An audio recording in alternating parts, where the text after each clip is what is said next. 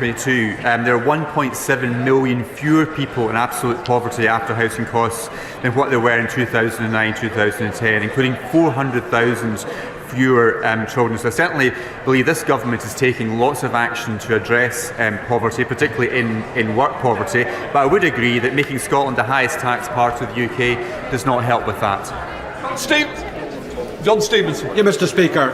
Would the Minister agree that putting up taxes in the way that the SNP are doing at present will do nothing to help with the cost of living? But would he also further agree that if they continue in this trajectory of increasing taxes, more and more Scots will want to leave and come to places like Carlisle, where of course they will be very welcome? Mr. Speaker, due to the SNP tax rises in Scotland, anyone earning over £28,867 will pay more income tax than those people living in England. Certainly from my own experience representing a Borders constituency, there is increasing evidence of people choosing to live south of the border rather than in the high tax Scottish jurisdiction, and with my discussions with STEM businesses, they increasingly find it difficult to recruit in Scotland because of the aggressive high tax policies of the SNP. Shadow Secretary of State Ian Murray. Thank you very much, Mr. Speaker. Regardless of what the Chancellor announces today, we're in the highest taxing-raising Parliament in history, and this is a consequence of the Minister's government's failure over 14 years. Ordinary hard-working Scots did not cause this economic crisis. The government did, but they are being made to pay for it. There have been 25 Tory tax rises since the last election, and the average family is much worse off as a result. So does the Minister agree with the Institute for Fiscal Studies that even after today's budget, the overall tax burden on working people will still reach record levels? Mr. Speaker, well, clearly I'm not going to speculate on what the Chancellor will be announcing shortly, but what I would just remind the Honourable Gentleman, 2.4 million workers in Scotland have benefited from £340 going back into their pockets thanks to the changes to national insurance which have already been announced. In relation to his wider points about the tax burden, we should not forget the reason why, as a consequence of the huge interventions the government made to support workers and families and communities and businesses during the pandemic, and we're having to repay that. But that saved jobs and saved many businesses from going under during the COVID pandemic. Ian Murray. The Chancellor says today working people will still be paying a much higher tax burden at the end of this Parliament, and it will reach record levels. And shockingly, the tax burden in Scotland is even higher. Anyone in Scotland earning more than £29,000 per year is paying more tax after the SNP voted for yet another income tax rise on working people. That means we're in the absurd position in Scotland of the SNP raising taxes on nurses and teachers whilst opposing Labour's plan for an extended windfall tax on the oil and gas giants. We even hear the leader of the Scottish Conservatives threaten to resign last night on potentially another U-turn from the Chancellor on the windfall tax. So doesn't the Minister accept that the best thing to happen now would be for this circus to be brought to an end and for the Prime Minister to call the election? As I said to the Honourable Gentleman earlier, I'm not going to speculate on the contents of the budget, but when the election comes, Mr. Speaker, the voters of Scotland will have a very clear choice. A party that's going to stand up for Scotland in another referendum. I'm unclear what the Labour Party has to offer. A list of Carmichael. Number 6, Mr. Speaker. Thank you, Mr. Speaker. We want all farmers to get a fair price for their products, and the government is committed to tackling contractual unfairness that exists in the agri-food supply chain. We will use the powers in the Agriculture Act 2020 whenever necessary. At the NFU conference, the Prime Minister announced the UK Farm to Food Summits would be an annual event. This will help strengthen the joint working by government and external partners to support a prosperous agri-food sector. Thank you, Mr. Speaker. The Minister should be aware that his colleagues in DEFRA have recently concluded a consultation on contractual relationships in the fresh produce industry.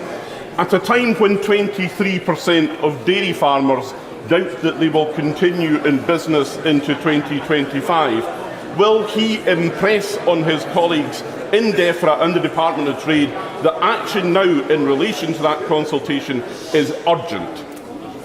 Minister.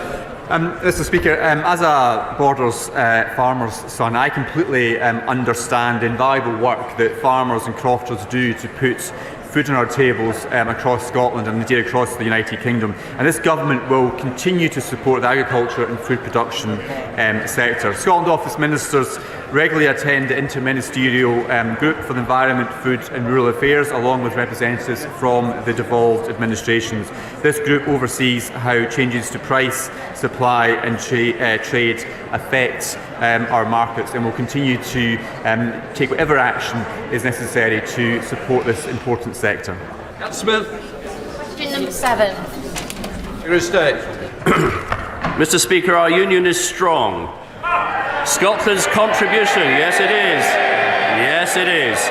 Scotland's contribution to the United Kingdom is beyond doubt, and this government's commitment to Scotland is without question. From free ports and investment zones to the record block grant and the £1.5 billion for the 12 city and region growth deals, we deliver for Scotland. Cat Smith. Thank you, Mr. Speaker. SNP MPs have been disengaged from Westminster for years. So does the Secretary of State agree with me that it's a disgrace and that their deputy leader has said should they win seats at the next general election they will not engage? Does he agree with me that members elected to this House should turn up and do their jobs? Secretary of State. I do agree with the Honourable Lady. Davis. 3 years ago, on the 16th of March 2021, we had a debate in this House on precisely the subject of this question. At the time, I was concerned Nicola Sturgeon's government were covering up interference in the complaints process against the First Minister. Since then, in defiance of the Information Commissioner and of a court order, they've continued to cover up. Can the Cabinet Secretary look at whether the Ministerial Code and the Civil Service Code have been broken in this context? Secretary of State. Mr. Speaker, I would say to my right honourable friend that he should write to the Cabinet Secretary and ask him to do that very thing. Richard Graham. Mr. Speaker, successive energy ministers have hugely... Number eight. Minister. Thank you, Mr. Speaker. The Government is firmly committed to supporting Scotland's marine energy sector to grow. Around 80% of tidal stream contracts awarded through contracts for difference in the last 2 rounds were deployed, will be deployed in Scotland. In addition, Horizon Europe selected 2 Scottish-based UK tidal stream developers to develop projects in Orkney. They will lead to construction on 2 £17 million projects funded by the UK Government's financial guarantee. Richard Graham. Now, I'm grateful, Mr. Speaker, to the Minister, and he knows that successive energy ministers have hugely helped the development of the marine energy sector in Scotland as elsewhere in the United Kingdom. Would my honourable friend agree with me that there is an opportunity in the next round of renewables auction to allow for wave technologies alongside tidal stream technologies? And will he also encourage the Scottish Government to speed up approvals of the sites so that we can get great green energy projects started as soon as possible in Scotland as elsewhere? Thank you, Mr. Speaker. I'm grateful for my honourable friend for that important question. The Government is undertaking an analysis of the technology pipeline available for contract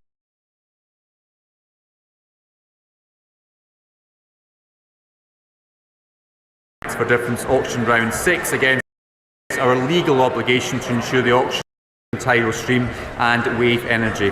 Final parameters will be purchased this month ahead of the auction round opening. Dave Dougal.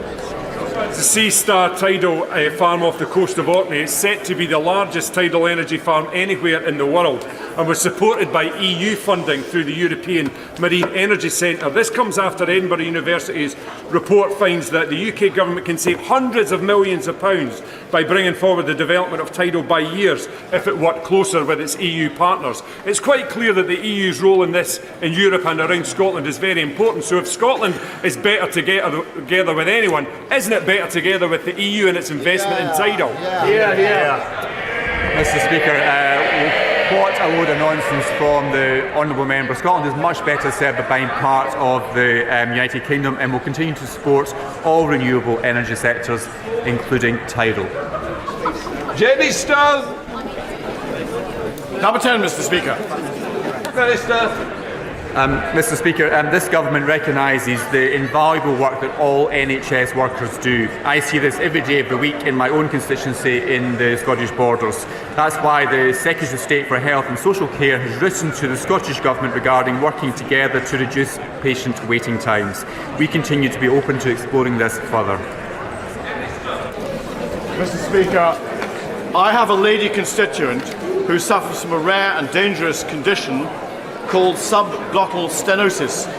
There is only one clinic that has the expertise to treat this condition, and it is in London. And yet our local health board is refusing to refer her. They say they can offer another treatment, but it is thought to be less safe and possibly not very effective. So can I ask, what steps is the government taking to ensure that patients, regardless of which side of the border they live, will get the best possible treatment? Here, Jim. Minister. Mr Speaker, I'm regularly reminded, particularly as a border, as an MP for the borders, of the need of healthcare that benefits on either side of the border, particularly cross-border working with the NHS. Local people in the borders often get treatment faster and easier because of it. Sadly, the Honourable Member has highlighted a real problem with Scotland's NHS thanks to the mismanagement by the SNP government of Edinburgh, particularly of rural health services. Now, he's identified a very distressing case for his constituent, and I'm very happy to write to the Scottish Government along with him to raise this case with them. Theresa Villiers. Question 11, please, Mr Speaker.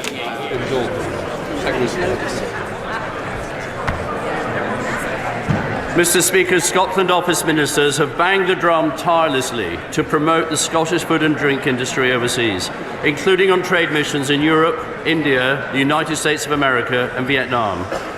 In Vietnam, sales of Scotch whisky have already increased fourfold and are still growing, Mr Speaker. And I was delighted to discuss what more can be done to improve trade links and market access with the Vietnamese government during my recent visit.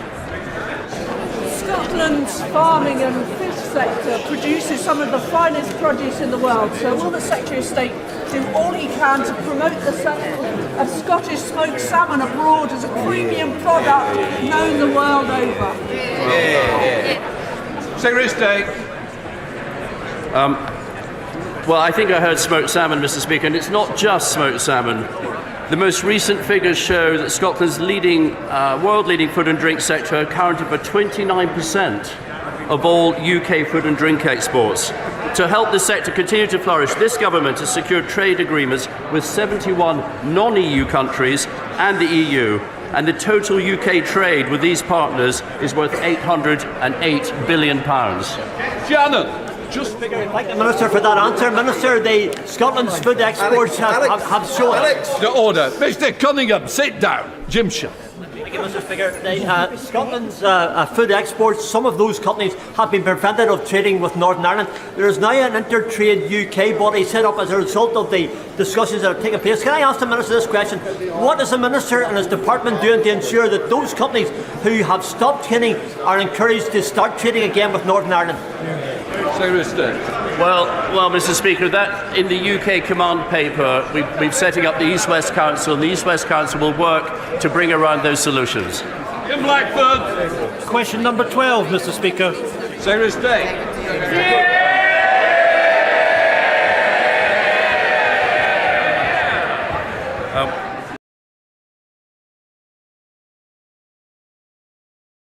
Maximise opportunities following our departure from the European Union. Scotland continues to punch above its weight both in exports of goods and services and foreign direct investment, and I'm delighted to be able to say that trade is now well above pre-Brexit levels.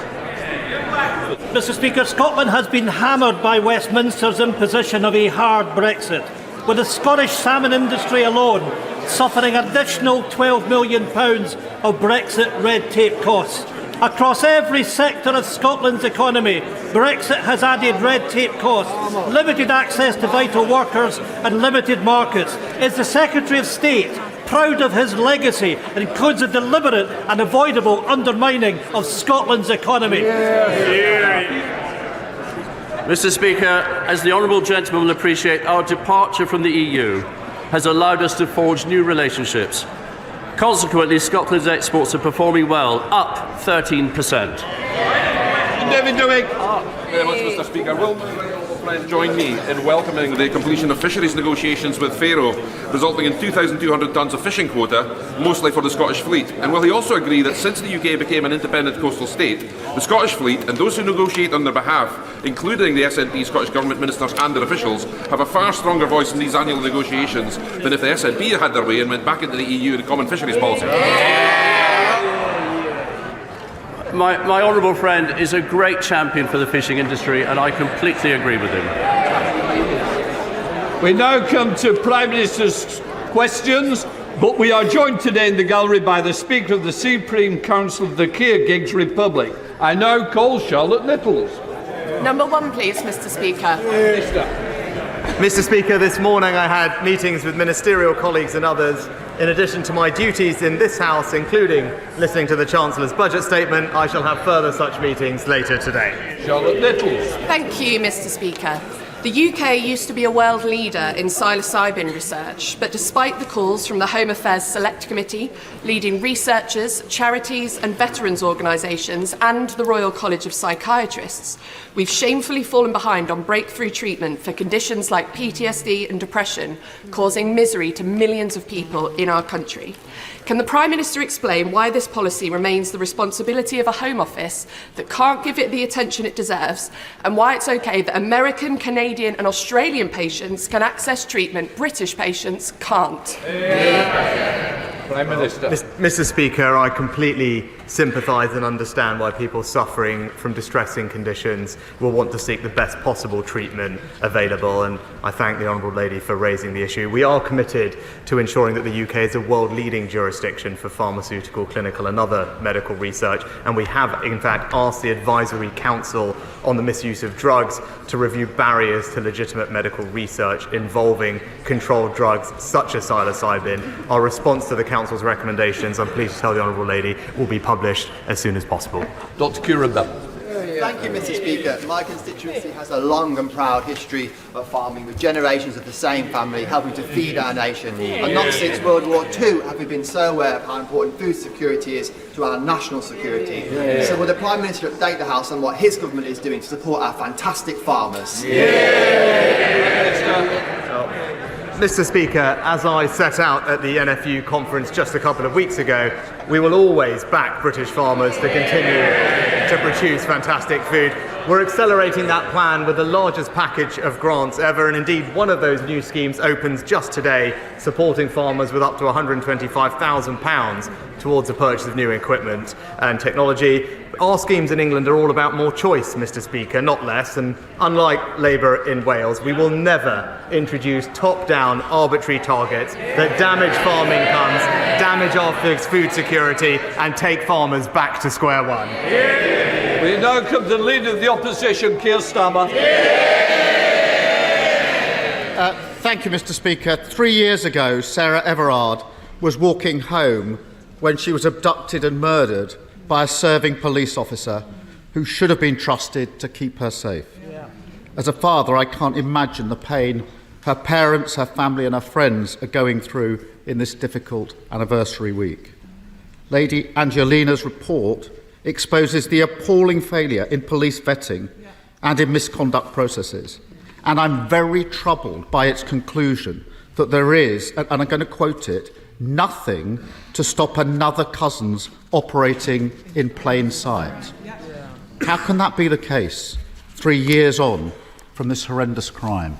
Well, Mr. Speaker, can I firstly say that I'm sure all members of the House will have been thinking about Sarah Everard in recent weeks. It was, as the Honourable Gentleman said, an absolutely shocking case, and the abuse of power in particular was appalling. That's why we took action quickly, Mr. Speaker, to strengthen police vetting, strengthen the rules for rooting out officers who are not fit to serve, and conducted the largest ever screening of all serving officers and staff. We're now ensuring that any officer who has been charged for a crime will be suspended from duty automatically until their case is concluded, and we will thoroughly consider all of the report's recommendations and respond in full. The Prime Minister mentions vetting, and I just want to press on that because serious failures in police vetting were raised in independent reports as long ago as 2012, 2019, 2022 and 2023. And that's why Labour's been arguing for mandatory national vetting standards, which would stop anybody with a history of domestic abuse or sexual offending being allowed to join the police in the first place. Why are mandatory national vetting standards not already in place? Well, Mr. Speaker, it is vital for public confidence that those that are not fit to wear the badge are rooted out of the police and not able to join in the first place. That's why the College of Policing has updated its existing statutory code on vetting, and that happened quickly. And in addition, the Policing Inspectorate, Mr. Speaker, carried out a rapid inspection of all forces' progress against the previous findings. And in addition to that, an entire check against the National Police Database was carried out for all serving officers and staff. Mr. Speaker, I'm obviously very familiar with codes in criminal justice systems, but this is too serious for that. There's a world of difference between a code and binding mandatory standards, which don't have legal effect, and that should trouble members across the House. Cousin's history of sexual offending stretched back many years. On 4 occasions, despite allegations of indecent exposure, he wasn't sacked. We know indecent exposure is a gateway to more horrific crimes, as was tragically shown to be the case not only in Sarah Everard's case, but also Libby Squire. But it's not treated with the seriousness required. The Angelina report recommends reviewing all indecent exposure allegations against serving officers in order to identify, investigate and remove those officers from service. Now, given the obvious urgency of this recommendation, can the Prime Minister give a categorical assurance that it will be implemented immediately?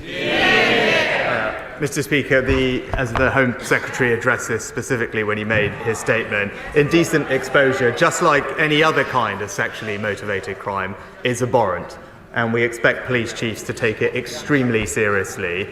We fully expect police chiefs to suspend an officer charged with any kind of sexually motivated crime. And it's worth pointing out, in addition to the new powers that the Home Secretary outlined about automatic suspension, Chief Constables already do have existing powers to suspend any officer in their force when allegations are made, and we fully expect them to use those powers. It's all fine, is it? It's all okay? Well, I do think the recommendation I referred to should be implemented urgently, and I ask the Prime Minister to look again at that, because every day that goes past when it isn't implemented carries risk for victims in these cases. Sarah Everard's murder should, of course, been a watershed moment on policing reform, on the criminal justice system, on violence against women and girls. But the sad reality is that victims of rape who have the courage and bravery to come forward have just a 2.4% chance of their perpetrators being caught and charged within the year. How does the Prime Minister expect women to have confidence in the criminal justice system when almost all rapists don't see the inside of a courtroom?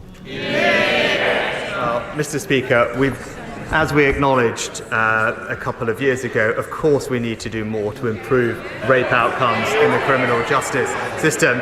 And the Rape Action Review Plan, is showing considerable progress, Mr. Speaker. We've already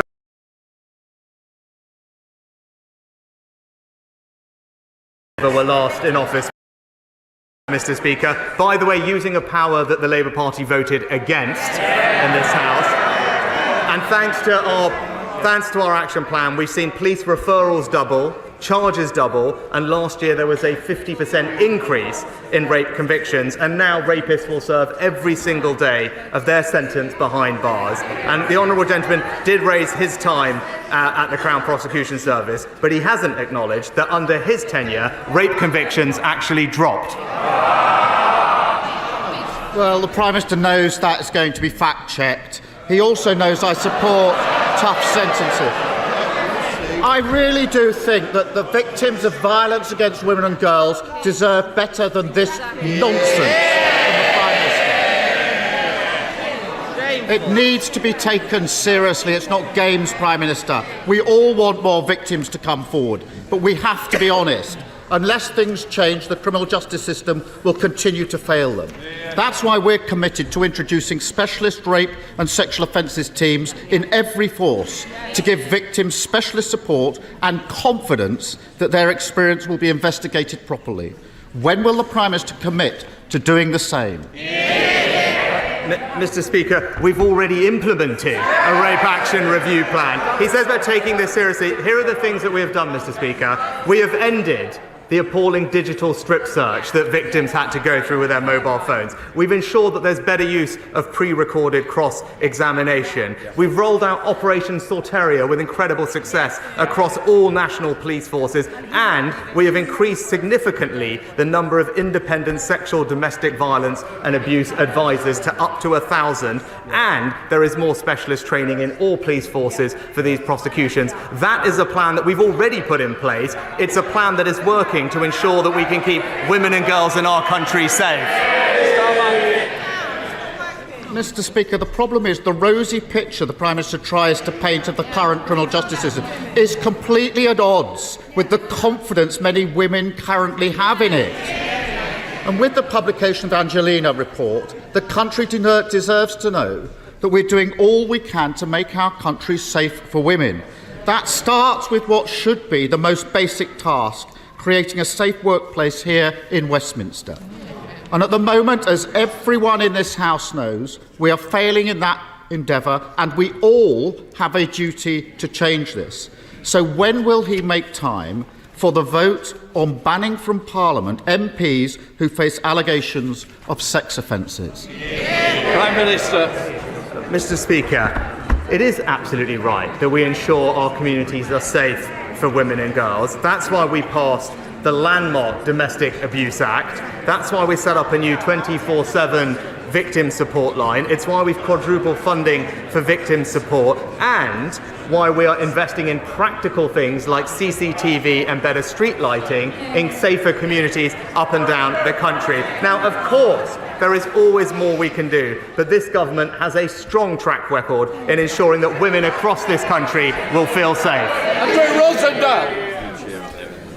Mr. Speaker, sir, I want the Prime Minister to know that the people of Romford are struggling with ever-increasing energy prices, yet providers are making huge profits, running into hundreds of millions. So, does the Prime Minister agree with me that reductions in wholesale prices should be passed on to the consumers and standing charges brought down?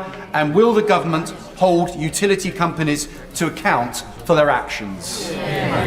Well, Mr. Speaker, my honourable friend is right to highlight the challenge that high energy bills have posed, not just to his constituents in Romford, but across the country.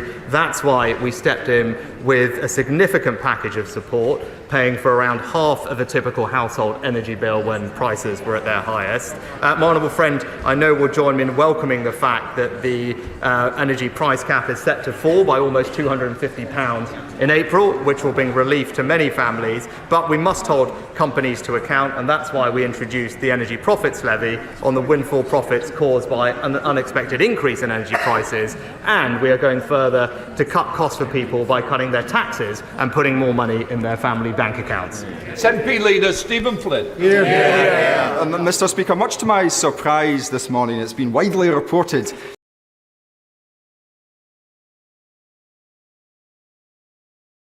that the Conservative Party in Scotland are absolutely furious that Westminster is about to tax Scotland's natural resources in order to pay for a tax cut in England. Mr. Speaker, is the Prime Minister in danger of turning his colleagues into nationalists? Mr. Speaker, obviously I wouldn't comment on the budget, but what I would say is, when I was in Scotland last week, it was crystal clear. There has only ever been one party consistently standing up for the North Sea energy industry, and it's the Scottish Conservatives. The Prime Minister knows that not to be the case, but there's a serious point to be made here, Mr. Speaker. The Conservative Party want to use Scotland's natural resources to pay for tax cuts in England. The Labour Party want to use Scotland's natural resources to pay for nuclear power stations in England, and the cost of that up to 100,000 jobs. Scotland's wealth, Scotland's resources, Scotland's jobs, all again to Westminster. But with the Tories on just 15% in the polls in Scotland now, will the Prime Minister do us all a favour and call a general election? Mr. Speaker, the honourable gentleman claims to be supportive of the North Sea energy industry. Why is it that he's opposed all the measures that we have taken to protect those jobs in Scotland over the past couple of years? He talks about tax in Scotland and England. I'll just gently point out to him that thanks to the actions of the Chancellor and this UK government, everyone in Scotland has received a significant tax cut from January this year. And in contrast to the Chancellor's last budget, the SNP's budget put taxes up for working Scots. Scotland is now the high tax capital of the UK, but this Conservative government is going to keep cutting taxes for hard-working Scots. Mr. Speaker, the government is rightly acting to properly compensate the Horizon victims who are highlighted by Alan Bates's legal challenge. However, there are thousands more sub-postmasters across the country who are not actually prosecuted, but who faced financial penalties for bogus shortfalls, causing enormous financial and personal distress to them. Does the Prime Minister agree with me that we should now be doing everything possible to do right by all victims of gross miscarriage of justice, clear their names, and at last properly financially compensate them? My honourable friend is absolutely right to highlight the appalling impact this miscarriage of justice has had on people's mental health. As he acknowledged, our focus is on delivering justice for the postmasters, and that's why we will introduce legislation to overturn convictions and pave the way for the swift payment of compensation, which he acknowledged. But I thank my honourable friend for his long-standing campaign on this issue about mental health, and I can assure him that the Postal Minister is closely examining the issues he raises. He's considering next steps and will keep the right honourable gentleman closely informed. Sir Geoffrey Donalds. Thank you, Mr. Speaker. The Prime Minister will be aware that the Government's proposals to deal with the legacy of our troubled past in Northern Ireland continue to be the subject of scrutiny, most recently in the High Court ruling in relation to compatibility with our human rights obligations. And yet, many families of victims in Northern Ireland are deeply disappointed with the lack of cooperation by the Irish government in relation to murders committed in their jurisdiction or from their jurisdiction. In relation to the Omagh bomb inquiry, for example, the Irish government has declined to conduct a public inquiry on this worst atrocity in our troubled past, despite the courts urging it to do so. Will the Prime Minister continue to press the Irish Government on the need for them to make available facilities to enable the families of innocent victims, including in Omagh, to pursue justice for their loved ones? Can I thank my honourable friend for his question on this important topic, which I know will be of great interest not just to his constituents but many others across Northern Ireland. The government has set forward its plans to deal with the legacy of the past and will continue to engage with everyone in Northern Ireland, whatever their views, to set out the best way forward. But I can confirm to him that the Secretary of State for Northern Ireland has raised these specific issues directly with the Irish government and will continue to do so. And I also spoke to the Taoiseach myself about this very matter. We would hope to see further cooperation on Omagh and many other outstanding cases that involve Irish jurisdiction, because like him, I want to give families as much information.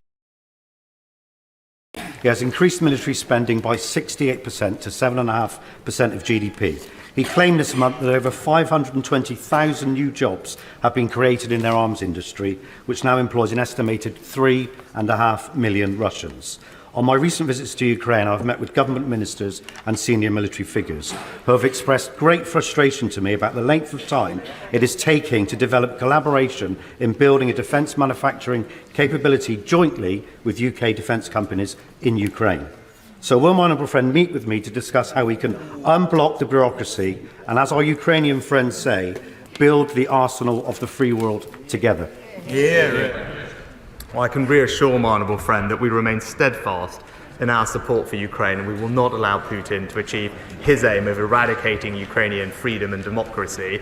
Our cross-government task force is working diligently to support both the armed forces of Ukraine and lead UK and Ukrainian defence industrial cooperation. I'm pleased to say in December last year we conducted our first successful trade mission to Ukraine alongside the UK defence industry, but I can tell him that the government and UK industry will continue to work hand in glove with our Ukrainian allies, seizing the opportunities for collaboration and bolstering our joint defence industries.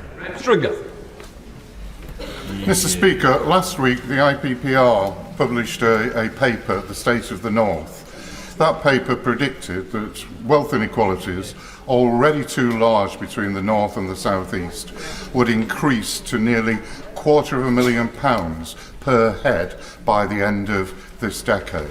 Does the Prime Minister accept that his levelling up agenda has failed, or did he never want it to succeed? Prime Minister.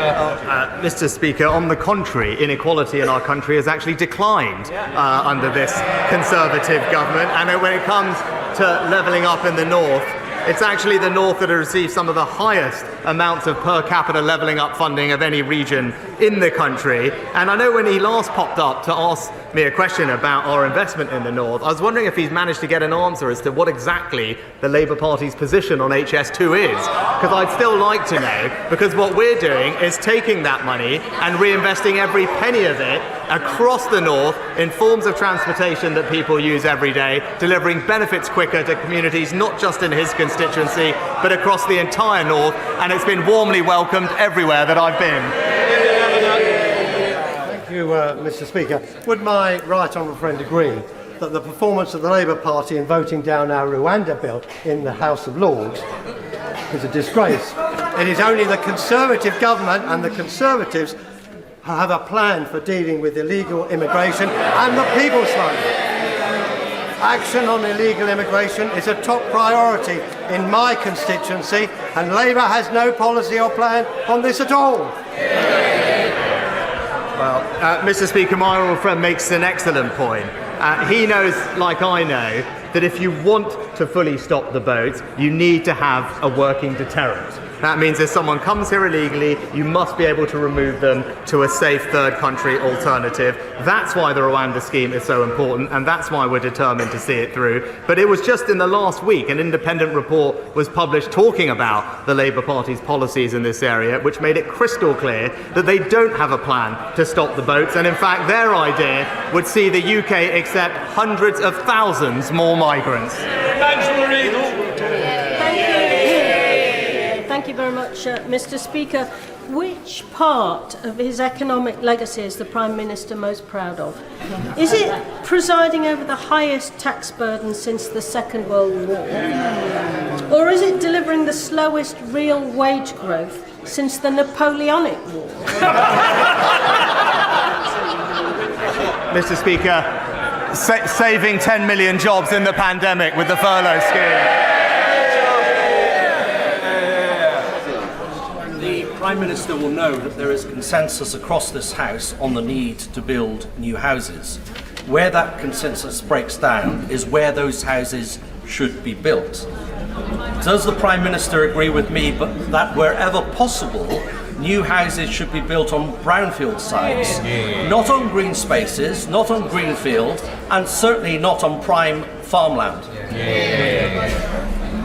My honourable friend is absolutely right. It's sustainable planning that must be at the heart of our planning system, and that's why we're committed to meeting the needs of communities by building homes in the right places and, as he says, making best use of brownfield land. We've made it clear that that's what should be the priority. We've put extra funding aside to unlock those sites, and our recent changes to the MPPF provide clearer protection for the Greenbelt, making it clear how future housing supply should be assessed, and that is the clear difference between our two parties. On this side of the House, we will protect the Greenbelt, and the Labour Party will concrete right all over it.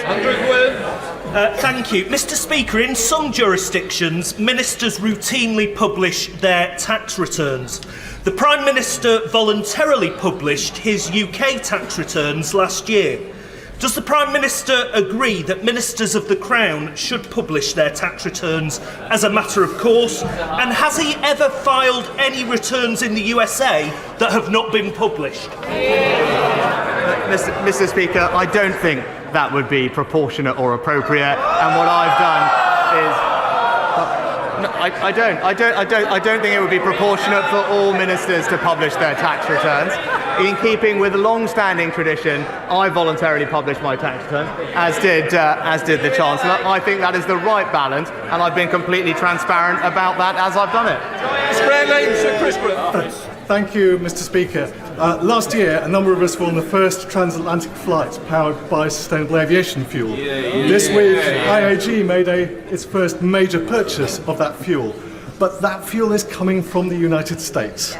And it's really important that we have a SAF industry in this country. So will the Prime Minister tell the Treasury and the Department of Transport to accelerate the work they're doing, to put in place the right framework and the right support mechanisms to ensure we have a SAF industry for our aviation sector for the future? Can I first of all thank my honourable friend for his championing of this cause, which I think is absolutely right, and reassure him that we are committed to ensuring that the SAF mandate is in place in 2025. That will require about 10% of jet fuel to be made from sustainable feedstock by 2030, and to get there we've provided, I'm pleased to tell him, £135 million to 13 different UK sustainable aviation fuel projects to kickstart our domestic industry, and, which he also knows is important, we've committed to introducing a revenue certainty mechanism to support SAF production in the UK as soon as practically possible. Sam Dixon. Thank you. Chester's 2,000-year-old Roman walls are an important historic monument of world renown. Will the PM join me in Chester to walk the walls and explore how the government can support the upkeep of these important structures, which, unlike the Conservative Party, are stable, solid, and in no danger of imminent collapse? Well, Mr. Speaker, I join the honourable lady in paying tribute to the history of her local community, and I'm pleased that the City of Chester is benefiting from so much investment from the Conservative government so that it can maintain its local infrastructure. Thank you, Mr. Speaker. 5 weeks ago, Conservative MPs from across South East London and Kent wrote to Transport for London and the Labour Mayor of London, calling on them to do the right thing following the botched implementation of a temporary 40-mile-an-hour speed limit on the A20 near Sidcup, which has seen thousands of drivers unfairly issued fines and points on their licence. This has left many drivers, including carers, emergency service workers and teachers, at risk of losing their licences and jobs. This is despite travelling less than 50-mile-an-hour zones. Does the Prime Minister agree with me that TfL, the Met Police and Sadiq Khan must come clean about the number of fines and cancel these issued points? Can I thank my honourable friend for this question, and I do understand the concerns that local drivers have over this ongoing TfL issue. Whilst we're doing everything we can to back motorists across the country, it is disappointing that the Labour Mayor and indeed Labour on Wales are hammering drivers at every opportunity, whether that's temporary speed limits or blanket 20-mile-an-hour zones or the ULEZ expansion. But I will make sure that my honourable friend has a meeting with a responsible minister to discuss his concerns. Mr. Speaker, to strengthen current spiking legislation, forensic evidence is essential. The NHS does not have uniform policy for the screening of suspected victims of spiking at A&E. We can pass all the laws we want in this place, but to achieve justice, this forensic evidence is vital. Will the Prime Minister commit to ensuring that hospital emergency departments have a statutory obligation to take forensic samples from these victims? I agree with the honourable lady that spiking is an appalling, violating crime which seriously undermines public safety, particularly the safety of women and girls, and we want to make sure that the existing laws recognise the threat that spiking poses, and that's why at the end of last year we announced a raft of new measures to confront spiking and support victims, including changing the law to make it clear without any doubt that spiking is illegal, as well as other measures like an online reporting tool, investing in research and rapid testing kits, and training for bar staff. But I'll ensure that we look into the issue that she raises and write back to her. Final question, Ben Bradley. This winter, flood and storm damage has caused significant damage to the infrastructure in and around my Mansfield constituency. That's our roads, it's our drains, it's flood infrastructure, and this is among the highest concern that residents raise with me on a regular basis. I'm really grateful that from next year in particular, there's very significant infrastructure funding coming our way. But what can my right honourable friend do to help fix this for my constituents now? Well, Mr. Speaker, I'm pleased that in 2020 we announced that we would double our flood investment to a record £5.2 billion, and in Nottinghamshire since 2010 we've invested over £50 million to protect 15,000 properties. And I know currently there is a programme in Mansfield which is looking at surface water and drainage improvements, but I will make sure that I talk to the Chancellor that we have a strong economy to keep investing in local infrastructure in his area, and that's exactly what we're about to hear from my right honourable friend in just a second. Completes Prime Minister's questions. There you go. Gracefully mild turns up. Order! Order! Before I call the Chancellor of the Exchequer, I remind honourable members that copies of the budget resolutions will be available to them from the vote office in members' lobby and online at the end of the Chancellor's statement. I also remind honourable members that interventions are not taken during the Chancellor's statement, nor during the replies of the Leader of the Opposition, or indeed of the spokesman for the Scottish National Party. I'm hoping that the hubbub on my right here is going to die down and some politeness will prevail before I call the Chancellor. Mr. Chancellor of the Exchequer.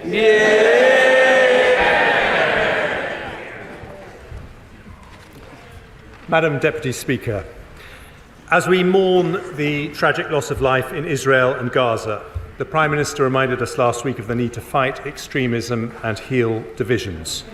So I start today by remembering the Muslims who died in 2 world wars in the service of freedom and democracy. We need a memorial to honour them, so following representations from the Right Honourable Member for Bromsgrove and others, I've decided to allocate £1 million towards the cost of building one. Whatever your faith or colour or class, this country will never forget the sacrifices made for our future. Madam Deputy Speaker, in recent times the UK and the UK economy has dealt with a financial crisis, a pandemic and an energy shock caused by war in Europe. Yet despite the most challenging economic headwinds in modern history, under Conservative governments since 2010, growth has been higher than every large European economy. Unemployment has halved, absolute poverty has gone down, and there are 800 more people in jobs for every single day that we've been in office.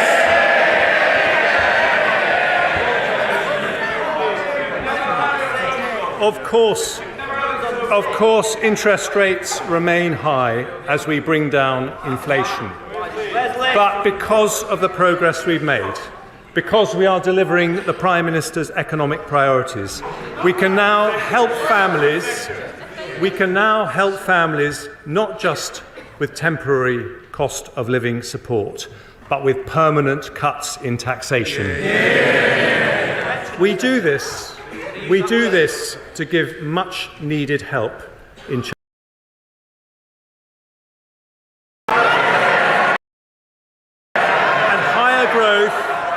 and higher growth means more opportunity, more prosperity and more funding for our precious public services. But if we want that growth... What? The Chancellor has hardly said anything.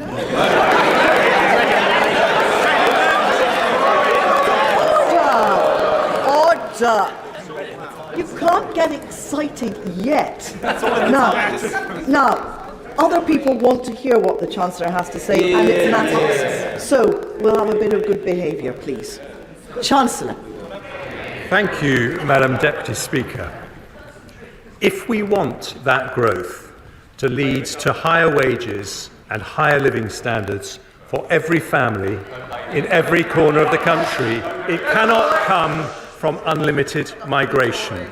It can only come by building a high-wage, high-skill economy. Not just higher GDP, but higher GDP per head. And that is the difference with the party opposite. Their plans destroy jobs, reduce opportunities, and risk family finances with spending that pushes up taxes. Instead of going back to square one, the policies I announced today mean more investment, more jobs, better public services, and lower taxes in a budget for long-term growth. And Madam Deputy Speaker, I start with the updated forecast from the OBR, for which I thank Richard Hughes and his team. First, inflation. When the Prime Minister and I came to office, it was 11%. The latest figures show... I know the party opposite struck... This is not amusing anymore. We need to hear what the Chancellor has to say. I can tell who's making the noise, and you simply won't get a chance to speak later. So that's the end of it. Chancellor. Thank you, Madam Deputy Speaker. When the Prime Minister and I came to office, inflation was 11%, but the latest figures show it is now 4%, more than meeting our pledge to halve it last year. And today's forecasts from the OBR show it falling below the 2% target in just a few months' time, nearly a whole year earlier than forecast in the autumn statement. That didn't happen by accident. Whatever the pressures and whatever the politics, a Conservative government working with the Bank of England will always put sound money first. But we also understand that tackling inflation, while necessary, is painful. It means higher interest rates and a period of lower growth. So we've given the average household £3,400 in cost of living support over the last 2 years. Doing so makes economic as well as moral sense. The OBR predicted real household disposable income per person would fall by 2% in the last year. Instead, after this support, it is on track to rise by 0.8%. And today I take further steps to help families with cost of living pressures, starting with measures to help the poorest families. We've already abolished higher charges for electricity paid by those on prepayment meters, increased the local housing allowance, and raised benefits by double expected inflation. Today I focus on those falling into debt. Nearly 1 million households on universal credit take out budgeting advance loans to pay for more expensive emergencies like boiler repairs or help getting a job. To help make such loans more affordable, I've today decided to increase the repayment period for new loans from 12 months to 24 months. For some people, I thought they cared about people on the lowest income.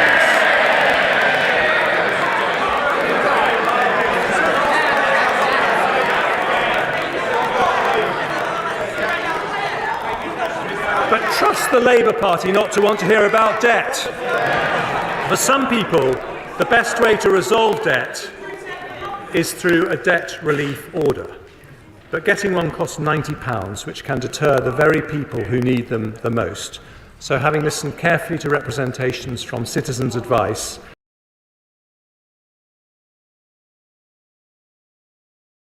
completely.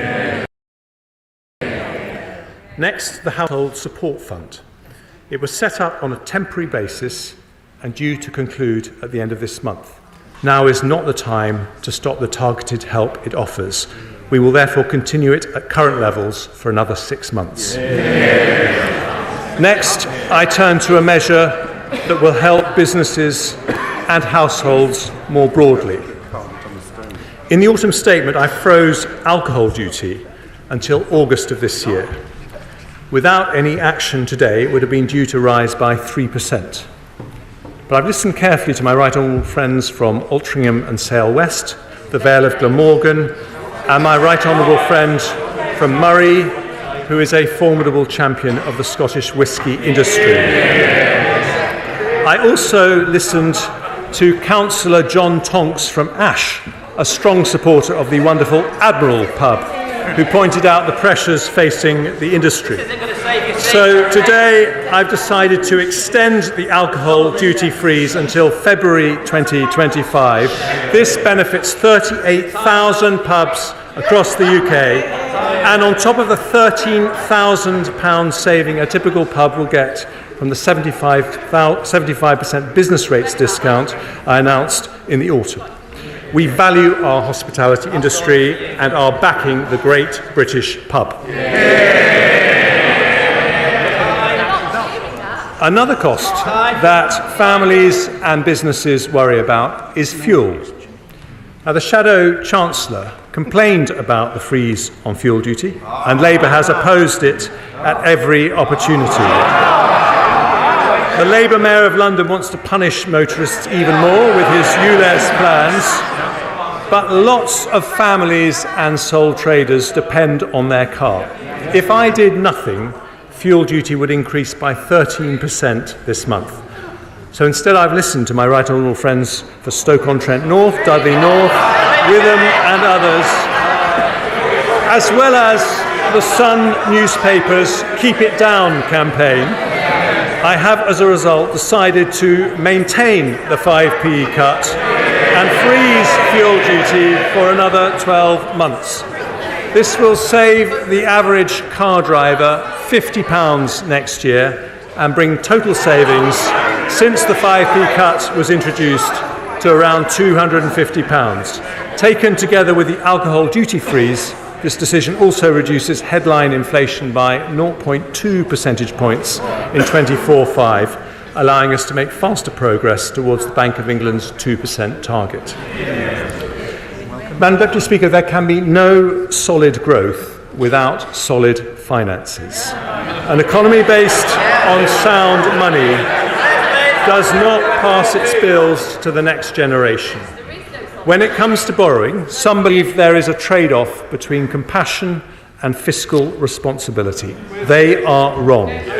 It is only because we responsibly reduce the deficit by 80% between 2010 and 2019 that we could provide £370 billion to help businesses and families in the pandemic. The party opposite opposed our plans to reduce the deficit every single step of the way. But in fairness, they were consistent. The Lib Dems supported controlling spending in coalition, but now say they would prop up a party that will turn on the spending taps. It's the difference between no plan and no principles.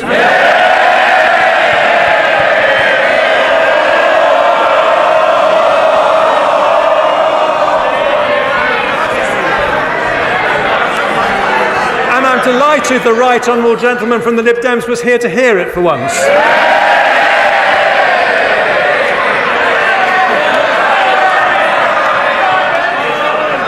Today, we say something different. There is nothing compassionate about running out of money. With the pandemic behind us, we must once again be responsible and build up our resilience to future shocks. That means bringing down borrowing so we can start to reduce our debt. And today's figures confirm that is happening. Ahead of my first autumn statement in 22, the OBR forecast headline debt would rise to above 100% of GDP. Today they will say it will fall in every year to just 94% by 28-29. Underlying debt, which excludes Bank of England debt, will be 91.7% in 24/5, according to the OBR, then 92.8%, 93.2%, 93.2% before falling to 92.9% in 28-29, with final year headroom against debt falling of £8.9 billion. Our underlying debt is therefore on track to fall as a share of GDP, meeting our fiscal rule.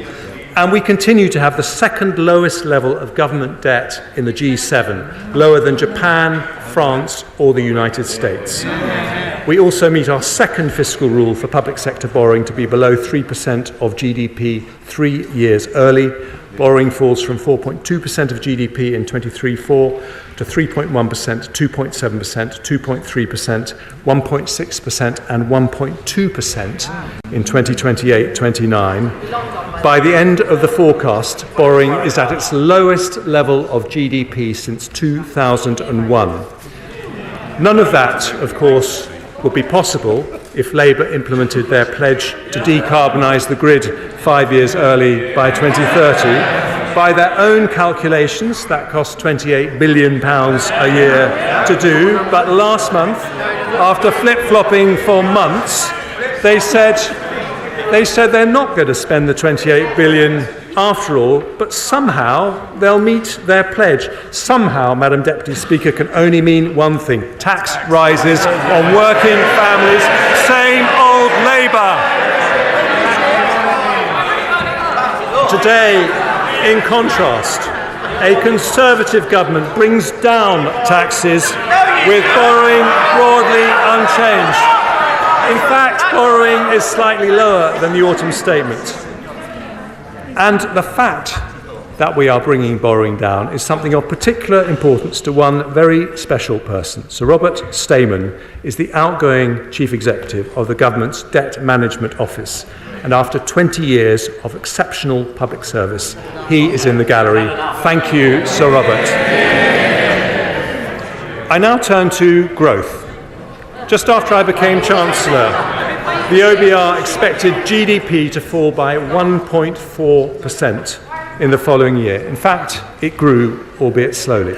Now the OBR expects the economy to grow by 0.8% this year and 1.9% next year, 0.5% higher than their autumn forecast. After that, growth rises to 2.2%, 1.8% and 1.7% in 2028. Since 2010, they don't want to hear this, but these are the facts. Since 2010, we have grown faster than Germany, France or Italy, the three largest European economies. And according to the IMF, we will continue to grow faster than all three of them in the 5 years ahead. Surveys by Lloyds and Deloitte show business confidence is returning. In other words, because we have turned the corner on inflation, we will soon turn the corner on growth. And today's OBR forecasts also show that we have made good progress on the Prime Minister's three economic priorities. Compared to when the three pledges were made, inflation has halved, debt is falling in line with our fiscal rules, and growth is fully 1.5 percentage points higher than predicted. And as growth returns, they don't have a growth plan, so they might as well listen to ours. As growth returns, our plan is for economic growth not sustained through migration, but one that raises wages and living standards for families. Not just higher GDP, but higher GDP per head, and that means sticking to our plan with a budget for long-term growth, more investment, more jobs, better public services and lower taxes. And I start with investment. Economists say that stimulating investment is the most effective way to raise productivity and therefore wages and living standards. Since 2010, we've been doing just that. Business, well, you might want to listen to what I'm about to say because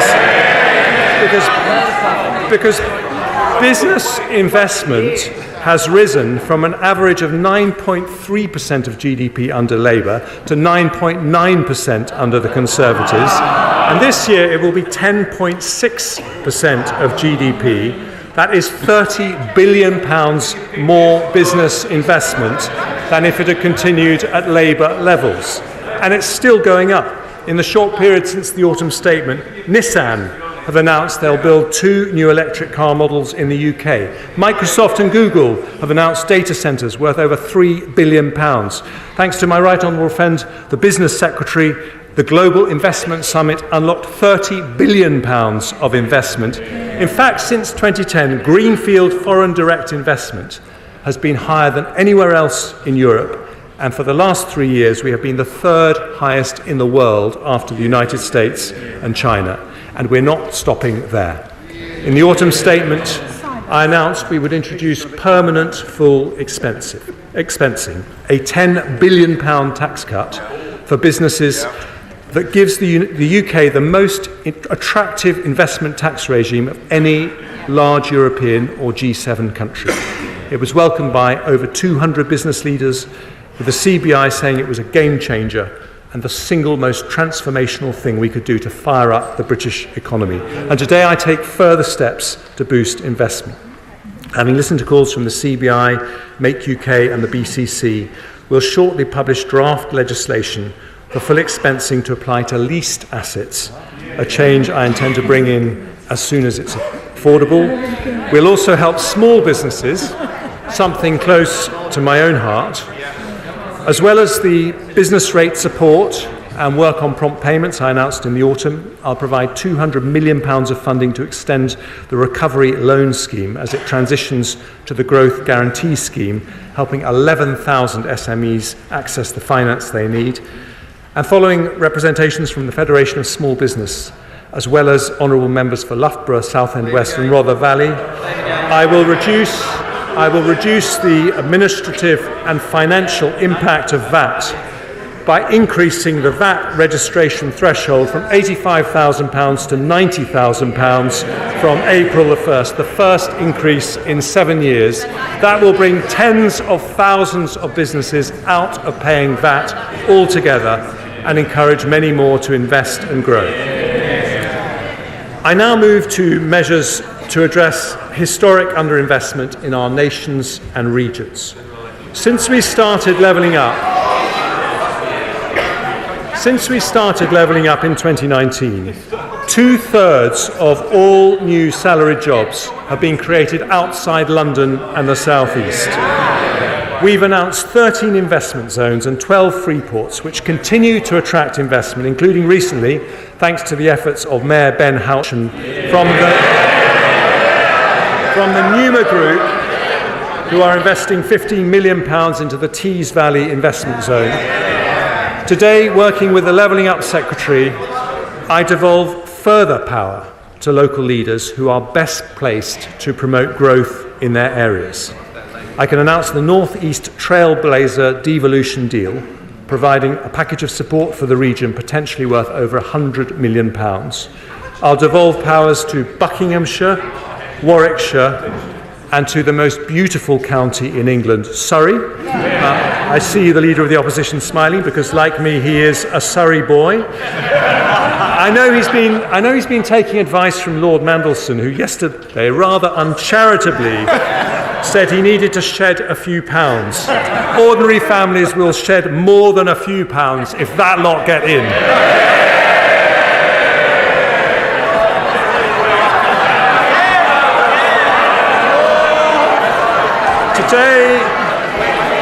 Today,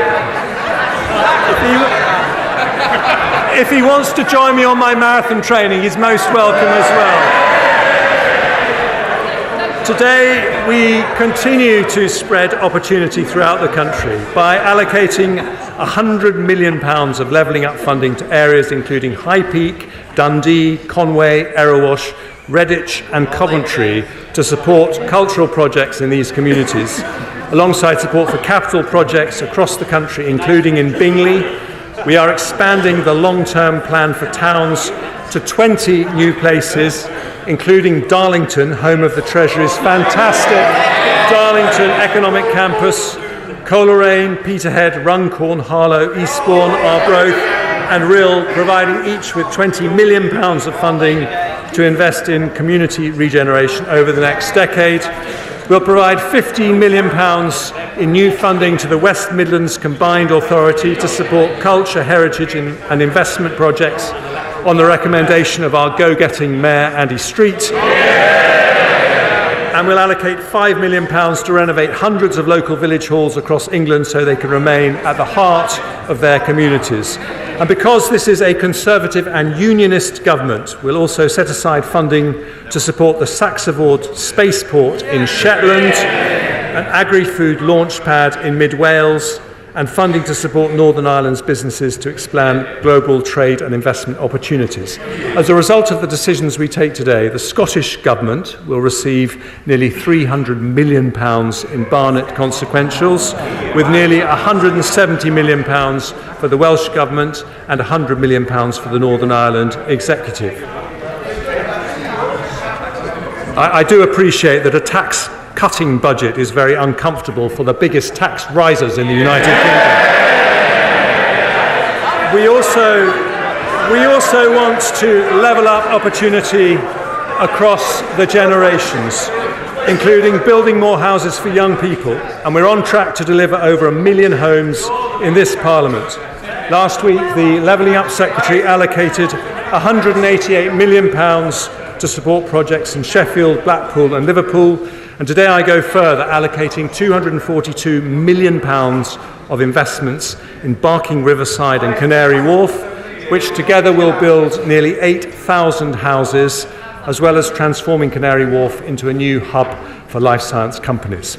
We're launching a new £20 million community-led housing scheme supporting local communities to deliver the developments they want and need, and I'm pleased to announce the next steps for Cambridge to reach its potential to be the world's leading scientific powerhouse.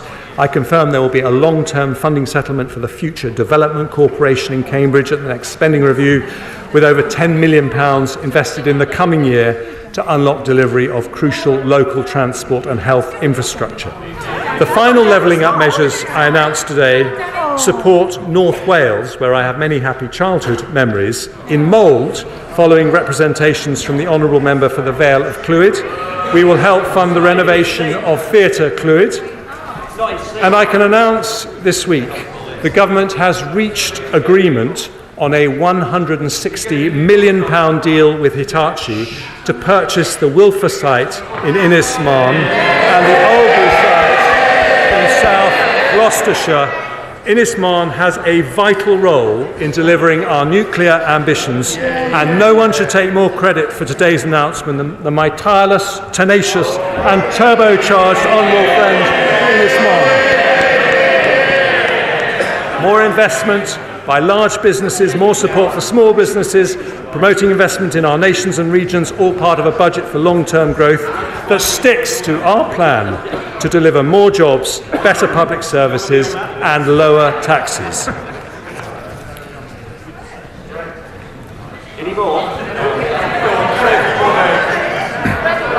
I now turn to one of the most powerful ways to attract investment, namely supporting our most innovative industries.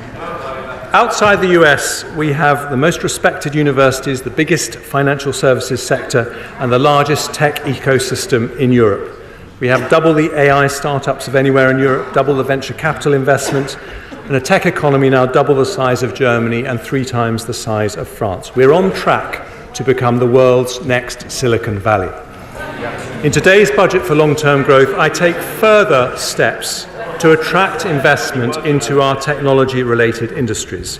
I want our brilliant tech entrepreneurs not just to start here, but to stay here, including when the time comes for a stock market listing. So we'll build on the Edinburgh and Mansion House reforms to unlock more pension fund capital. We'll give new powers to the Pensions Regulator and Financial Conduct Authority to ensure better value from defined contribution schemes by judging performance on overall returns, not cost. We'll make sure there are vehicles to make it easier for pension funds to invest in UK growth opportunities. So I'm today publishing the names of the winners of the LIFTS competition. But I remain concerned that other markets such as Australia generate better returns for pension savers with more effective investment strategies and more investment in high-quality domestic growth stocks. So I will introduce new requirements for DC and local government pension funds to disclose publicly their level of international and UK equity investment, and I'll then consider what further action should be taken if we're not on a positive trajectory towards international best practice. I also want to create opportunities for a new generation of retail investors to engage with public markets. So we'll proceed with the retail sale for part of the government's remaining NatWest shares this summer, at the earliest opportunity, subject to supportive market conditions and value for money. We'll continue to explore how savers could be allowed to take their pension pots with them when they change job. We'll make it easier for people to save for the long term with a new British savings bond delivered through National Savings and Investment, offering savers a guaranteed rate fixed for 3 years. And today, following calls from over 200 representatives of the city and our high-growth sectors, I will reform the ISA system to encourage more people to invest in UK assets. After a consultation on its implementation, I will introduce a brand new British ISA, which will allow an additional £5,000 annual investment for investments in UK equity with all the tax advantages of other ISAs. And this will be on top of the existing ISA allowances, ensure British savers can benefit from the growth of the most promising UK businesses, as well as supporting those businesses with the capital to expand. And I turn now to our other growth industries, starting with clean energy. We want nuclear to provide up to a quarter of our electricity by 2050. And as part of that, I want the UK to lead the global race in developing cutting-edge nuclear technologies. I can therefore announce that Great British Nuclear will begin the next phase of the small modular reactor selection process, with companies now having until June to submit their initial tender responses. Our brilliant Energy Security and Net Zero Secretary will also allocate up to £120 million more to the Green Industries Growth Accelerator to build supply chains for new technology ranging from offshore wind to carbon capture and storage. By January of next year, as promised in the autumn statement, we'll have a new faster connections process to the grid up and running. In advanced manufacturing, we've announced a further £270 million of investment into innovative new automotive and aerospace R&D projects, building the UK's capabilities in zero-emission vehicle and clean aviation technologies. And I now turn to our creative industries.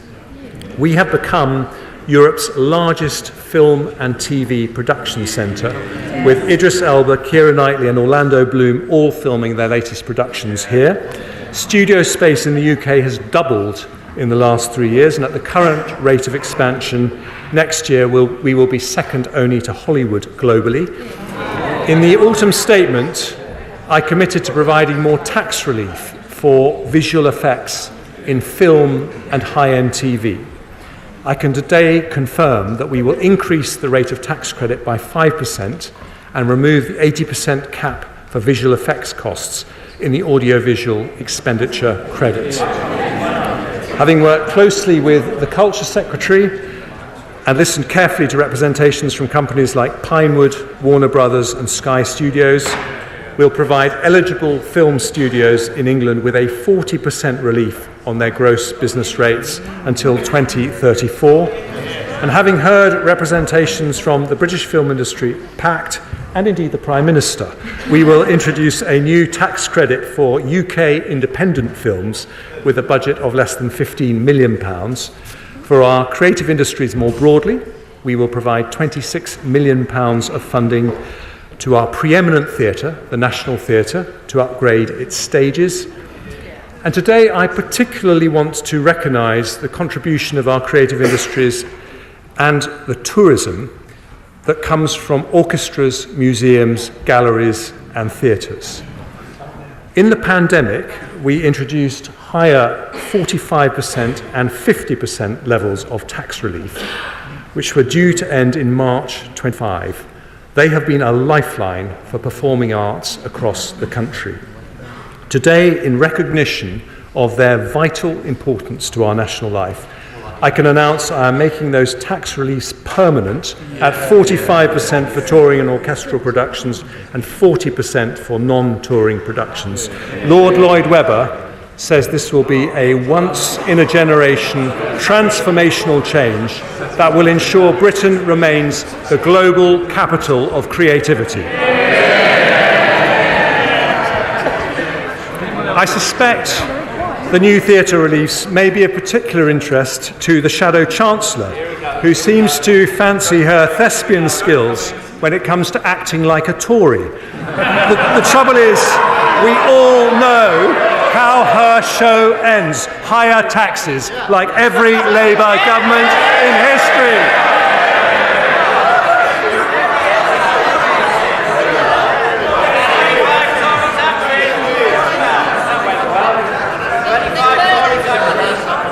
I'm delighted they are cheering the fact that Labour governments always put up taxes. They're right. And I also want to mention our life sciences sector, where we will support research by medical charities into diseases such as cancer, dementia and epilepsy, with an additional £45 million, including £3 million for Cancer Research UK. But I have long believed we should be manufacturing medicines as well as developing them. So I can today also announce a brand new investment by one of our greatest life science companies, AstraZeneca, led by mon ami, the irrepressible Sir Pascal Soriot. AstraZeneca made their COVID vaccine available to developing countries at cost, as a result saving over 6 million lives. And today, because of the government's support for the life sciences sector, they announced plans to invest £650 million in the UK to expand their footprint on the Cambridge Biomedical Campus and fund the building of a vaccine manufacturing hub in Speke in Liverpool.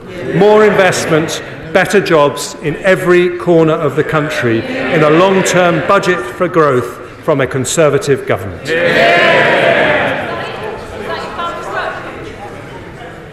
One of the biggest barriers to investment is businesses not being able to hire the staff they need. The economy today has around 900,000 vacancies. It would be easy to fill them with higher migration, but with over 10 million adults of working age who are not in work, that would be economically and morally wrong. Those who can work should. And this is an issue that I have tackled in every budget and autumn statement I've delivered. A year ago, I abolished the pensions lifetime allowance, which pushed doctors and others to take early retirement. Ask any doctor what they think about Labour's plans to bring it back, and they will say, don't go back to square one. In the autumn, with the help of our superb Work and Pensions Secretary, we announced the Back to Work plan, which will support 1 million adults with medical conditions and reduce the number of people assessed as not needing to work by 2/3. A year ago, I also announced the biggest ever expansion of childcare, extending the 30-hour free childcare offer. Just listen. Extending the 30-hour free childcare offer to all children of working parents from 9 months. We've not had a childcare plan from Labour, so you might want to listen to ours.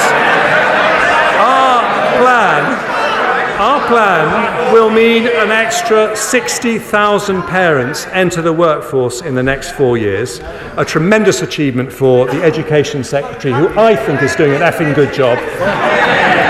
And today, following representations from many people, including the CBI, I announced measures to support the childcare sector make the new investments it now needs to. So I am guaranteeing the rates that will be paid to childcare providers to deliver our landmark offer for children over 9 months old for the next 2 years. That is more people in work, more jobs, sticking to our plan in a long-term budget for growth.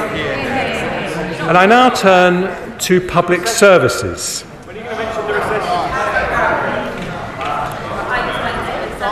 I thought they were supposed to be interested in public services.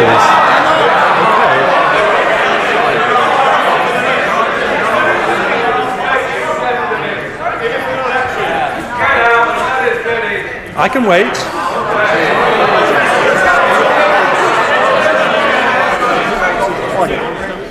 Hold it. A little bit of murmuring is normal. I shouldn't be able to hear what you're saying over there. That is clearly out of order. Now, let's have some courtesy. Chancellor. Thank you, Madam Deputy Speaker. Good public services need a strong economy to pay for them, but a strong economy also needs good public services. In 2010, schools in the UK were behind Germany, France and Sweden in the OECD's PISA education rankings for reading and maths. Now, after Conservative reforms, we are ahead of them. Burglaries and violent crime have halved in the last 14 years after we invested in 20,000 more police officers. Our armed forces remain the most professional and best funded in Europe, with defence spending already more than 2% of GDP. We're providing more military support to Ukraine than nearly any other country, and our spending will rise to 2.5% as soon as economic conditions allow. The NHS is still recovering from the pandemic, but has 42,000 more doctors and 71,000 more nurses than it did under Labour. That is 250 more doctors and 400 more nurses for every single month that we've been in office. Now, resources matter, of course, which is why, despite all the economic shocks we have faced, overall spending on public services has gone up since 2010, in the case of the NHS by more than a third in real terms.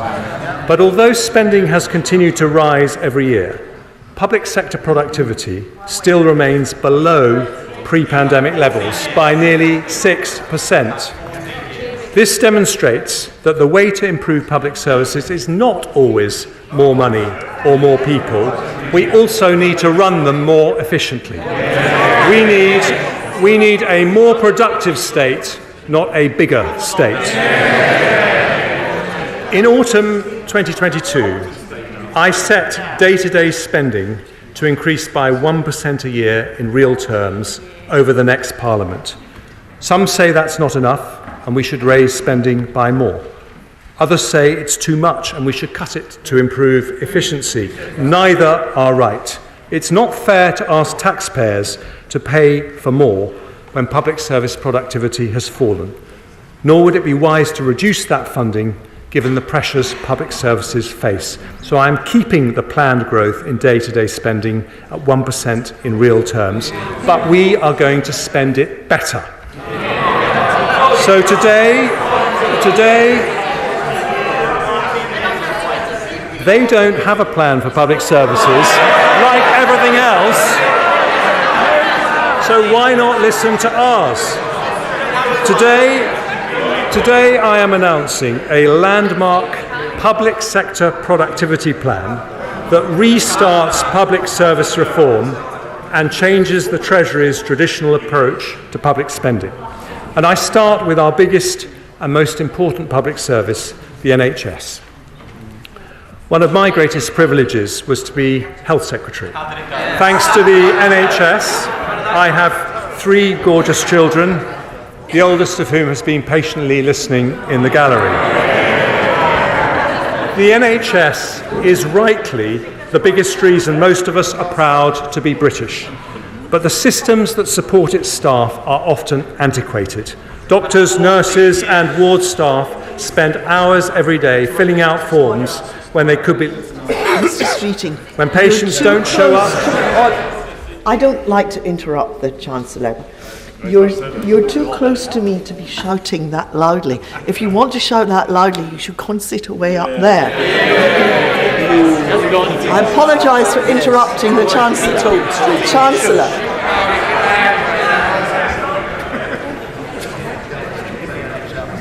When patients don't show up, or one member of a team is ill, operating theatres are left empty despite long waiting lists. Now, when we published the NHS long-term workforce plan, I asked the NHS to put together a plan to transform its efficiency and productivity.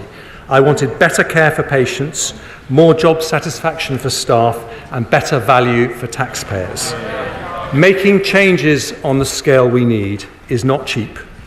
The investment needed to modernise NHS IT systems so they're as good as the best in the world costs £3.4 billion. But it helps unlock £35 billion billion of savings, 10 times that amount. So in today's budget for long-term growth, I have decided to fund the NHS productivity plan in full.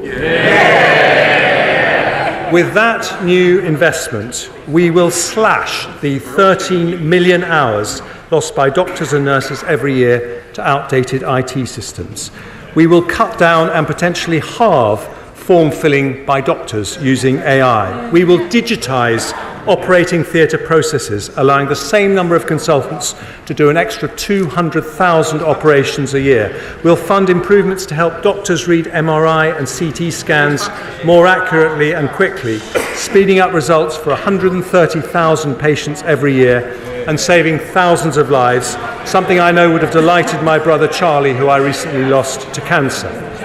We'll improve the NHS app so it can be used to confirm and modify all appointments, reducing up to half 500,000 missed appointments annually and improving patient choice. We'll set up a new NHS staff app to make it easier to roster electronically and end the use of expensive off-framework agencies. And as a result of this funding, all hospitals will use electronic patient records, making the NHS the largest digitally integrated healthcare system in the world. Today's announcement doubles the amount the NHS is investing on digital transformation over 3 years. And on top of this longer-term transformation, we'll also help the NHS meet pressures in the coming year with an additional £2.5 billion. This will allow the NHS to continue its focus on reducing waiting times and brings the total increase in NHS funding since the start of the Parliament to 13% in real terms. The NHS was there for us in the pandemic, and today, with nearly £6 billion of additional funding, a Conservative government is there for the NHS. The head of the NHS, Amanda Pritchard, today says that this investment shows the government continues to back the NHS. She says that as a result of it, the NHS can commit to delivering 1.9% annual productivity growth over the next Parliament, more than double the average productivity growth in public services between 2010 and 2019. But today is not just about the NHS. I want this groundbreaking agreement with the NHS to be a model for all our public services. Across education, the police, the courts and local government, I want to see more efficient, better value and higher quality public services. So today I can announce that in the next spending review, the Treasury will do things differently. We will prioritise proposals that deliver annual savings within 5 years, equivalent to the total cost of the investment required. And today we make a start with some excellent proposals.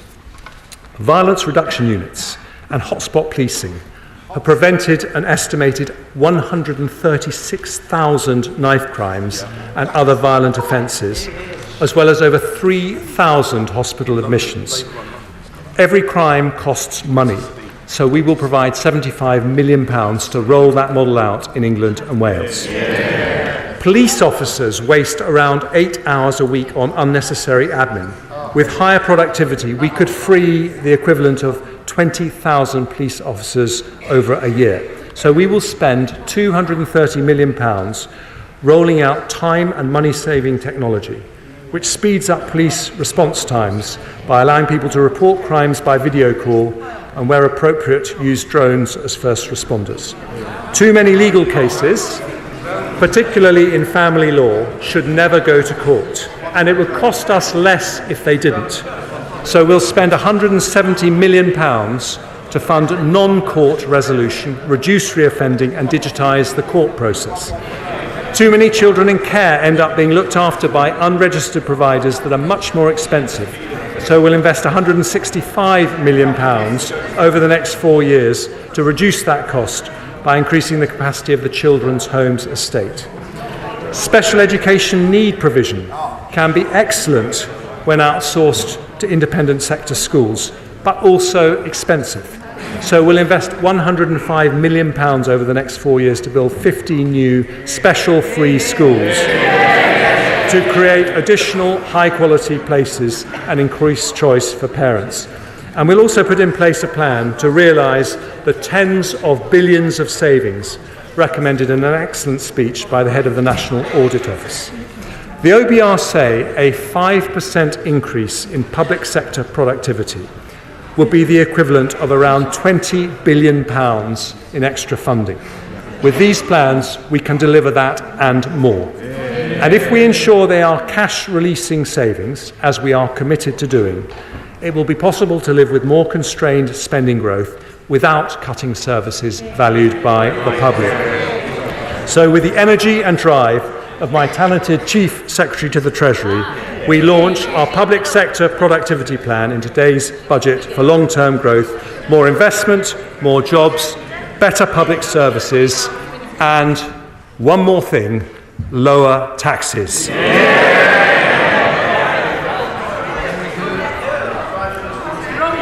Keeping taxes down matters to Conservatives in a way it never can for Labour.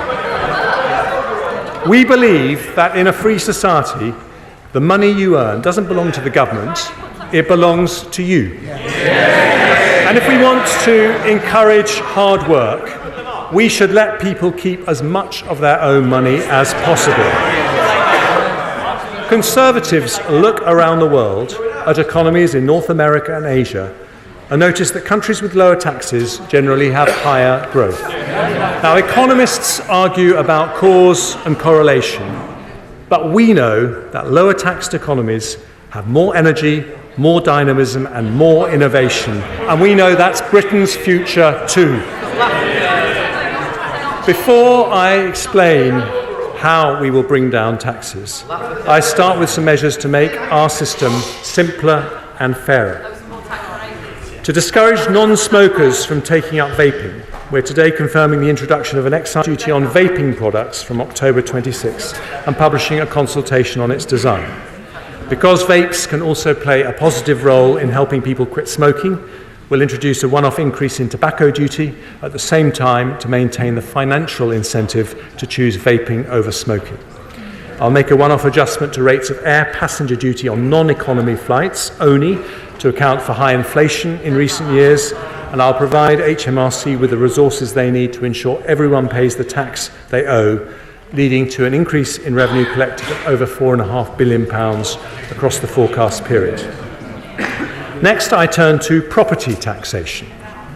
In recent months, following tenacious representation from the honourable members for St Austell and Newquay, North Devon, cities of London and Westminster, Torbay and Truro and Falmouth, I have been looking closely at our furnished holiday lettings tax regime. I am concerned that this tax regime is creating a distortion, meaning there are not enough properties available for long-term rental by local people. So to make the tax system work better for local communities, I'm going to abolish the furnished holiday lettings regime. I've also been looking at stamp duty relief for people who purchase more than one dwelling in a single transaction, known as multiple dwellings relief. I see the Deputy Leader of the Labour Party paying close attention, given her multiple dwellings.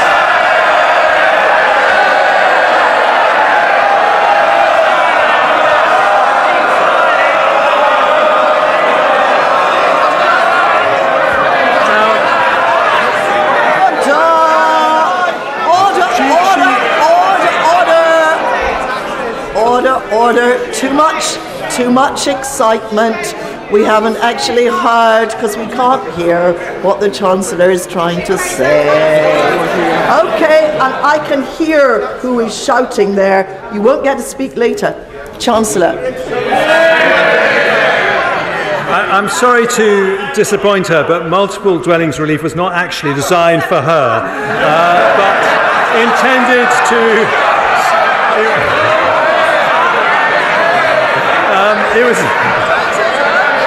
It was intended to support investment in the private rented sector, but an external evaluation found no strong evidence that it had done so and that it was being regularly abused, so I'm going to abolish it.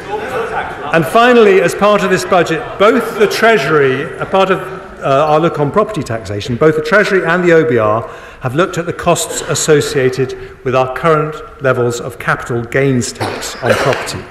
They have concluded that if we reduced the higher 28% rate that exists for residential property, we would in fact increase revenues because there would be more transactions. For the first time in history, both the Treasury and the OBR have discovered their inner Laffer curve.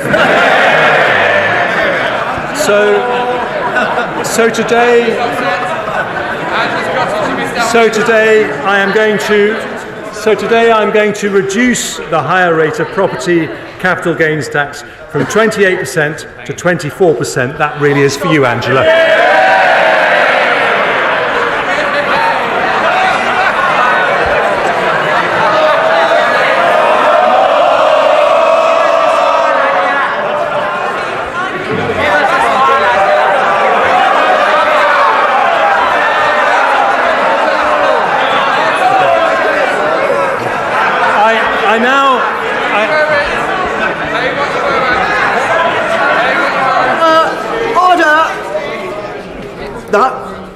I had enough from over there, definitely not having it from here. Chancellor. I now turn to oil and gas. Unlike the party opposite, we want to encourage investment in the North Sea, so we will retain generous investment allowances for the sector. We'll also legislate in the Finance Bill to abolish the energy profits levy should market prices fall to their historic norm for a sustained period of time, after representations from the Honourable Member for Banff and Buchan. But because the increase in energy prices caused by the Ukraine war is expected to last longer, so too will the sector's windfall profits. So I will extend the sunset on the energy profits levy for an additional year to 2029, raising £1.5 billion. Next I turn to the taxes paid by those who are resident in the UK but not domiciled here for tax purposes.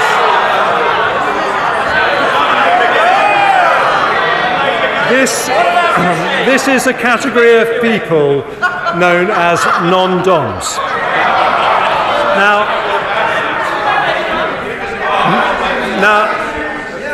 Now, Nigel Lawson wanted to end the non-dom regime in his great tax reforming budget of 1988, which is where I suspect the Labour Party got the idea from.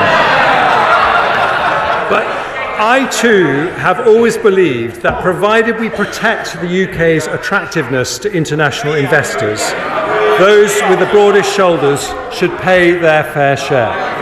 After looking at the issue over many months, I've concluded that we can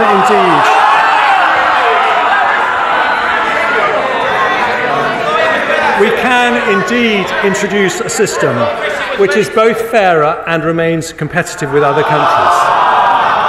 So the government will abolish the current tax system for non-doms, get rid of the outdated concept of domicile, and I aim to please all sides of the House in all my budgets. And we will replace... Order! This is impossible. Can you just... Order! Could you please shout more quietly? Chancellor. Thank you, Madam Deputy Speaker. We will replace the non-dom regime with a modern, simpler and fairer residency-based system.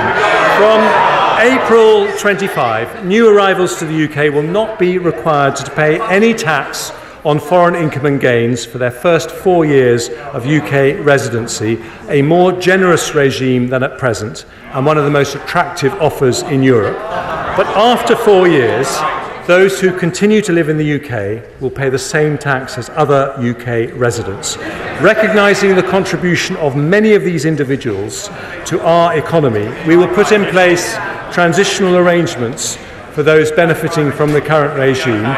That will include a 2-year period in which individuals will be encouraged to bring wealth earned overseas to the UK, where it can be spent and invested here, a measure that will attract onshore an additional £15 billion of foreign income and generate more than £1 billion of extra tax. Overall, abolishing non-dom status will raise £2.7 billion a year by the end of the forecast period.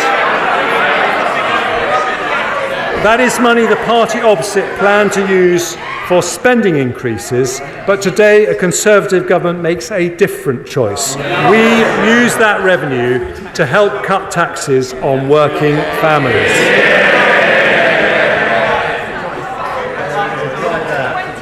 And many of those families, Madam Deputy Speaker, depend on child benefit. But the way we treat child benefit in the tax system is confusing and unfair. It's a lifeline for many parents because it helps with the additional costs associated with having children, and when it works, it's good for children, good for parents, and good for the economy because it helps people into work. But we currently withdraw child benefit when one parent earns over £50,000 a year. That means two parents earning £49,000 a year receive the benefit in full, but a household earning a lot less than that does not, if just one parent earns over £50,000. Today, I set out plans to end that unfairness. Doing so requires significant reform to the tax system, including allowing HMRC to collect household-level information. We'll therefore consult on moving the high-income child benefit charge to a household-based system to be introduced by April 2026. But because that is not a quick fix, I make two changes today to make the current system fairer. Following representations from my right honourable friends from Penistone and Stocksbridge, Carshalton and Wallington, Bassetlaw and West Worcestershire, along with many others, I confirm that from this April, the high-income child benefit charge threshold will be raised from £50,000 to £60,000. We will raise the top of the taper at which it's withdrawn to £80,000. That means no one earning under £60,000 will pay the charge, taking 170,000 families out of paying it altogether. And because of the higher taper and threshold, nearly 500,000 families with children will save an average of £1,300 next year. According to the OBR, this change will see an increase in hours amongst those already working to the equivalent of 10,000 more people entering the workforce. More investment, more jobs, better public service and lower tax. Madam Deputy Speaker, there is one further set of changes I want to make today. The way we tax people's income is particularly unfair. If you get your income from having a job, you pay two types of tax: national insurance contributions and income tax. If you get it from other sources, you pay only one. This double taxation of work is unfair. The result is a complicated system that penalises work instead of encouraging it. If we are to build a high-wage, high-skill economy not dependent on migration, if we want to encourage people not in work to come back to work, we need a simpler, fairer tax system that makes work pay. That is why I cut national insurance contributions in the autumn. By reducing the penalty on work, the OBR said that tax cut would lead to the equivalent of 94,000 more people in work. In other words, it would fill more than 1 in 10 vacancies throughout the economy. Lower taxes, more jobs, and higher growth. Today, because of the progress we have made bringing down inflation, because of the additional investment that is flowing into the economy, because we have a plan for better and more efficient public services, and because we have asked those with the broadest shoulders to pay a bit more. Order. Mr. Perkins.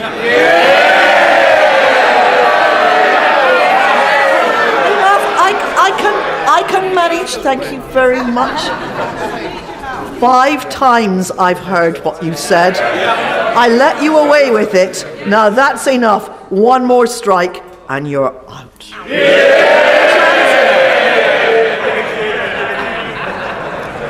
Madam Deputy Speaker, I do know how hard it is for them to listen to arguments for lower taxes. But that is the difference. Because we have asked those with the broadest shoulders to pay a bit more, today I go further. From April the 6th, employee national insurance will be cut by another 2p from 10% to 8%. And self-employed national insurance will be cut from 8% to 6%. It means an additional £450 a year for the average employee, or £350 for someone self-employed. When combined with the autumn reductions, it means 27 million employees will get an average tax cut of £900 a year. 2 million self-employed will get a tax cut averaging £650. Changes that make our system simpler and fairer, and changes that grow our economy by rewarding work. The OBR say, when combined with the autumn reduction, our national insurance cuts will mean the equivalent of 200,000 more people in work, filling 1 in 5 vacancies, adding 0.4% to GDP and 0.4% to GDP per head. This is the second fiscal event where we've reduced employee and self-employed national insurance. We've cut it by 1/3 in 6 months, without increasing borrowing and without cutting spending on public services. That means the average earner in the UK now has the lowest effective personal tax rate since 1975. Their effective taxes are now lower than in America, France, Germany, or any G7 country, because Conservatives believe that making work pay is of the most fundamental importance. Because we believe that the double taxation of work is unfair, our long-term ambition is to end this unfairness. When it is responsible, when it can be achieved without increasing borrowing, when it can be delivered without compromising high-quality public services, we will continue to cut national insurance as we have done today, so we truly make work pay. Madam Deputy Speaker, we stick to our plan with a budget for long-term growth. It delivers more investment, more jobs, better public services and lower taxes. But dynamism in an economy doesn't come from ministers in Whitehall. It comes from the grit and determination of people who take risks, work hard and innovate. Not government policies, but people power. It is to unleash people power that we today put this country back on the path to lower taxes. A plan to grow the economy versus no plan. A plan for better public services versus no plan. A plan to make work pay versus no plan. Growth up, jobs up, taxes down. I commend this statement to the House.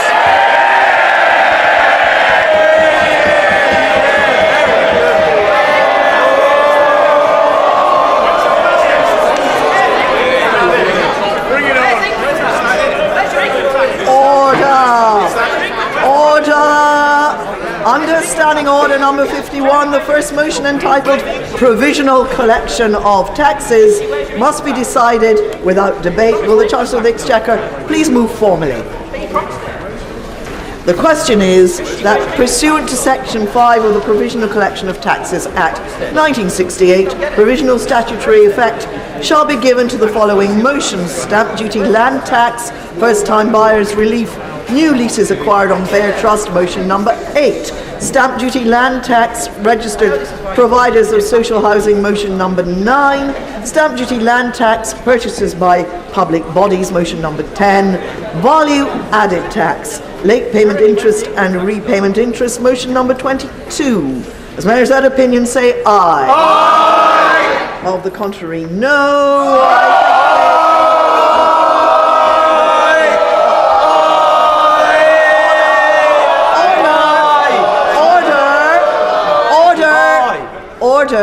Order, let me explain for the clarification of the House that this is the provisional point, which is the provisional question which is asked at this stage, and that all members will have the opportunity, having heard the debate in detail, to vote on each of these motions next Tuesday, the 12th of March, at the end of the budget debate. I would hesitate to have a division at this point when the House and the world is awaiting the response from the Leader of the Opposition. So I'm going to put this motion again, and if it is very clear to me that the ayes have more votes than the noes, I will take it on the voices. The question is, no, I don't need a point of order, thank you. We're in the middle of a division. Thank you. The question is that, pursuant to Section 5 of the Provisional Collection of Taxes Act, as I said a few moments ago, as many as are of that opinion say aye. Of the contrary, no.